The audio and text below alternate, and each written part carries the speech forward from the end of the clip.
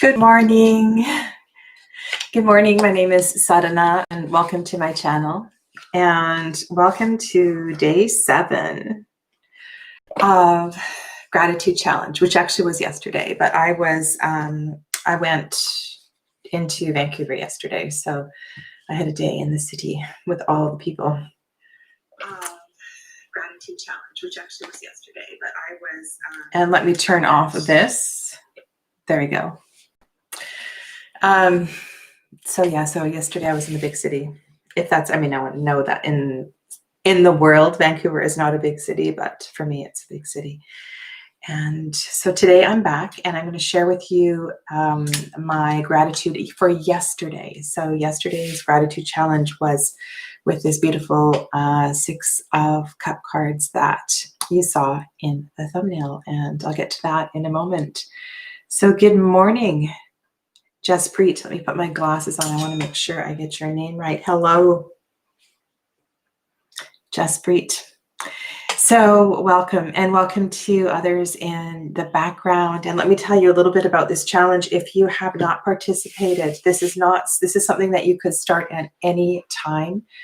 And this is about taking an oracle card, taking a tarot card, and drawing it at the top of your day, or perhaps the evening before. And then really looking to the symbols, the colors, the messages for the medicine of gratitude. And this for me, so I've done this 7 days in a row, has been really quite a revealing practice. And to look into the pictures and to find exactly what it is that I need for healing in that day, and just to work with the images has been really something. And I would really encourage any of you to do this. So you can go back and look at my previous videos. And also, if you click on the hashtag, which is in the title of each of the videos, you can see other people's tarot gratitude videos as well too. And there have been some really, really beautiful, beautiful offerings. So good morning, Patrice. Jaspreet, I'm not doing readings this morning. So I'm only doing live readings on Tuesdays at 12 o'clock. So this is something completely different. Okay, so I won't be doing a reading for you today. I wish you well. Come back and see me then. So, what am I shuffling for? So I'm going to get right to the card because I don't know why I started shuffling. It's just a habit of shuffling cards. This is the beautiful Dream Keeper's Tarot. And I thought that, Patrice, have you been practicing? Have you been doing it as well too? I haven't seen your videos and I haven't checked on Instagram either.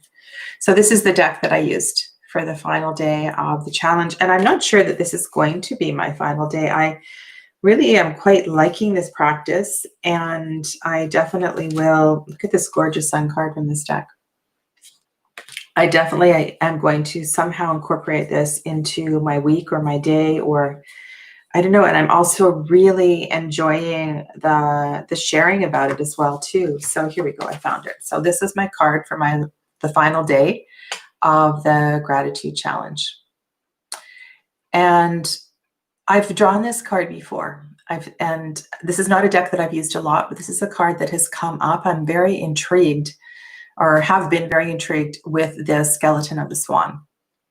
And to me, more than a skeleton, it looks like the neck of the swan is recreated from twisting rags together or something, braiding rags.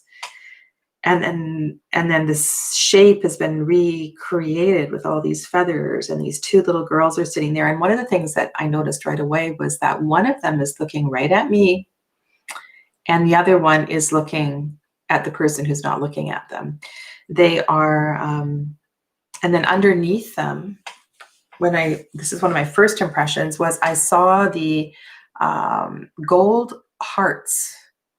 To me, they look like gold hearts coming up out of the cups. So they're like floating up out of the cups underneath the body of the swan.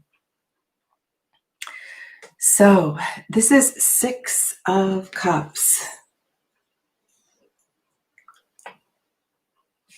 Oh, And sorry, I'm just reading Patrice's comment. Yes, good. So yeah, so of course you don't have to share. We're doing videos with this, but it's been really great. And the thing about doing videos, and this is one of the things that people often ask too about reading cards, I'm going to get back to my gratitude card, is that how do I become a better reader? How do I become a more fluent reader?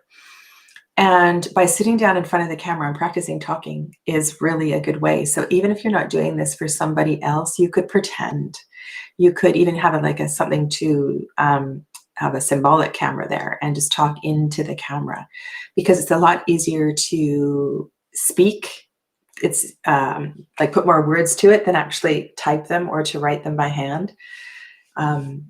Yeah. Talking your readings out loud is a really good practice, regardless of whether you're doing it for yourself or for other people. So this beautiful Two of Cup cards, so many symbols were arising in what seems like, sorry, not Two of Cups, Six of Cups card. And so I was allowing the symbols to come forth. And that was just before, so I did the draw just before I had 3 lives in a row, 10 o'clock, 11 o'clock, 12 o'clock that day. 12 o'clock was last Tuesday. It's only Thursday. Tuesday, I was on live doing live readings. And on my 12 o'clock live readings, I would say 90% of the readings have to do with relationships. They have to do with heartfelt stuff, confused hearts, broken hearts, incomplete hearts.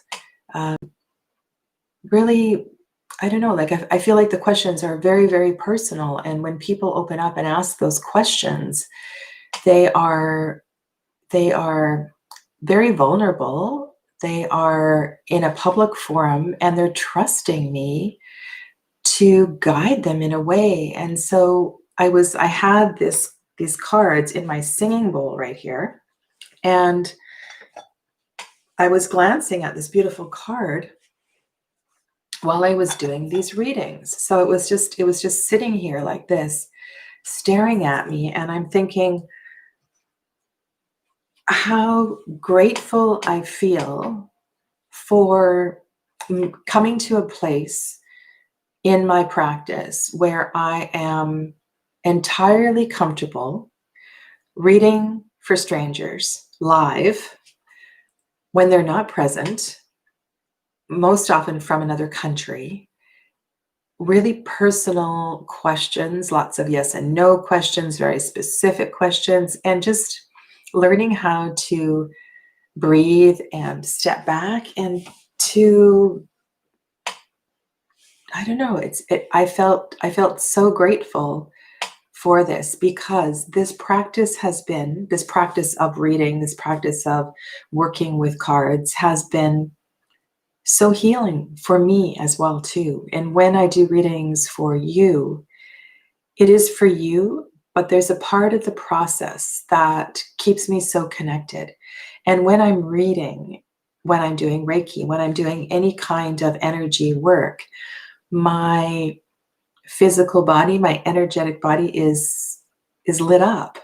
And so in that way, it's a really healing process for me as well too. So I felt so much gratitude for that. And it was those 2 little girls sitting on that swan looking back at me right there, thinking, wow, relationships and that's sort of like the body of that kind of work. And anyway, so that was the first thing that came up. So let me see if anybody else. Marie Eve, hello. Thank you for being here this morning.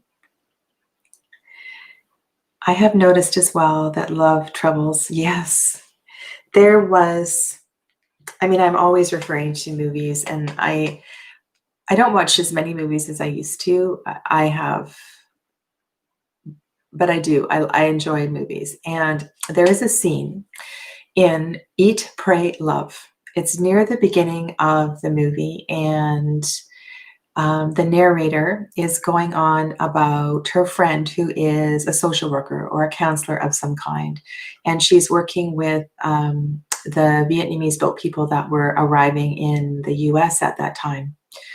And she goes on about they didn't want to talk about their horrendous journey on the sea, how they were starving or their physical bodies were aching or they had illness.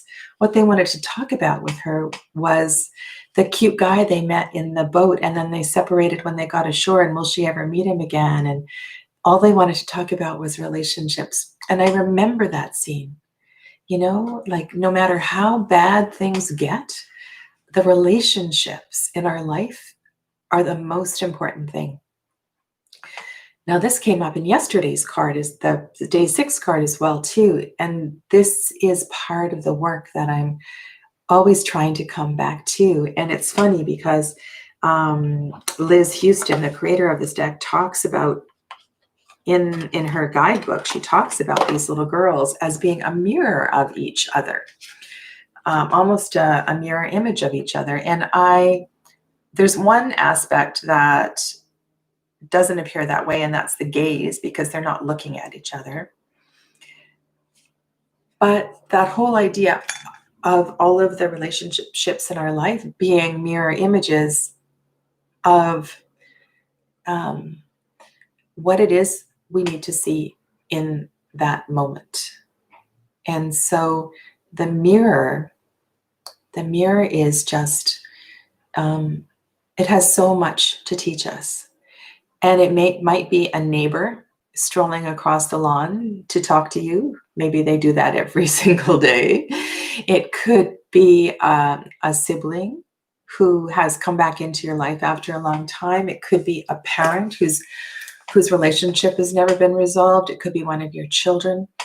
They're all mirrors. They're all mirrors, and they're all teachers. And there was something about this card, and because this is the 6 of Cups, and the association with the 6 of Cups is going back, the nostalgia bit.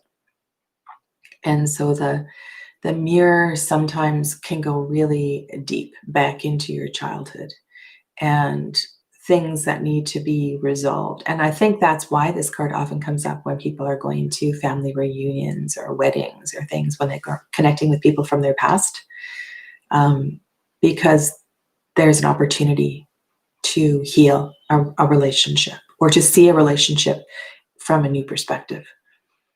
And yeah, I think it's a pretty powerful card. It can be really beautiful. It can be very simple, just about love, relationship, all the beauty, the gold from the past, but it can also be about healing that as well too. So what else came up for me that day? So it started with the gratitude for all of the people in my life and who are her clients who are seeking readings, and also the complimentary readings that I'm doing. And then the next thing, I made a list here. I will just choose a few of them for you. Oh, this was so amazing. So there's a kindness in this image. There's a kindness to this card. Good morning, Pawan. There's a kindness here, a sweetness. It's a very gentle kiss on the cheek. And there's a familiarity. And it's blue. And the swan, the image of the swan, has energy of the throat and the truth. And I got home from the grocery store, and I had seen somebody there who, I was not wearing a mask. They were wearing a mask. They were quite covered up. It's not somebody I ever text, rarely text. And I got home and I had a text message from them. And it was the most beautiful, I'm going to read it to you. It was the most beautiful message, completely out of the blue. And she said, "It was lovely to see you briefly. You felt radiating and buoyant to me. I trust all is well with you. Much love." And I thought, wow, what a what a kind thing to do. This is not somebody who I text with, and they just felt compelled to send this message of kindness and connection. Um, so I was really, really grateful for that energy to be in my day. And then the third thing was one of the daughters who's living with me is going through some really tough stuff, and emotionally, energetically. And she kind of fell to pieces later in the day. And she came out into this room and she asked for Reiki. She asked for me to lay my hands on her head that was exploding.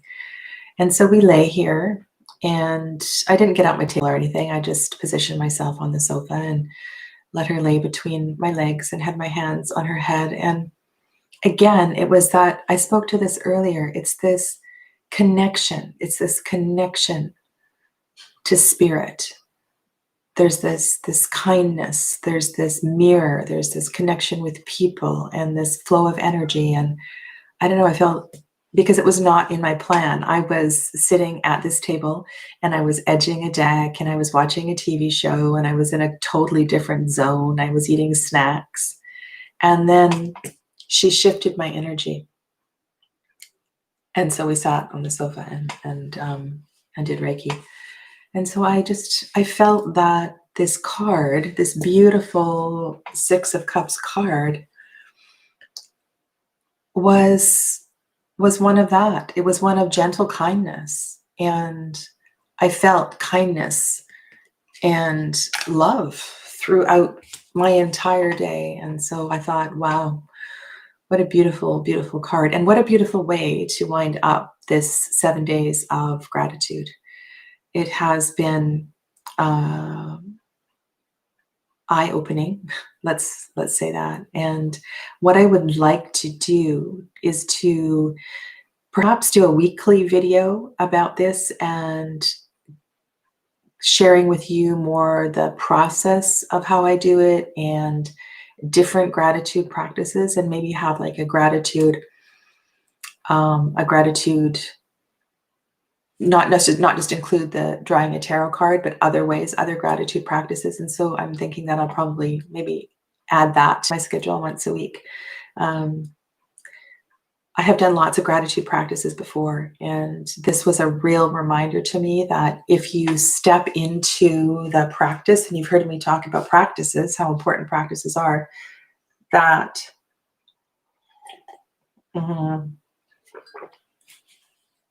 when you make a habit, the medicine works a little bit better. So yeah, so thank you.